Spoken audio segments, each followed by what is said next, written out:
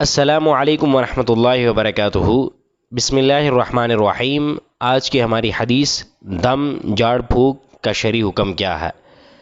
حضرت عوف بن مالک اشجعی رضی اللہ تعالی عنہ نے فرمایا کہ ہم دور جاہلیت میں دم کیا کرتے تھے۔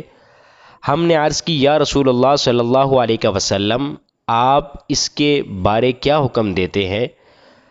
آپ صلی اللہ علیہ وسلم نے فرمایا کہ اعرضوا علی رقاکم لا بأس بالرقا ما لم یکن فیہ شرک۔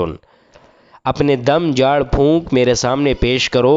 دم پیش کیے گئے تو فرمایا دم میں کوئی حرج نہیں جب تک کہ اس میں کوئی شرکیہ بات نہ ہو۔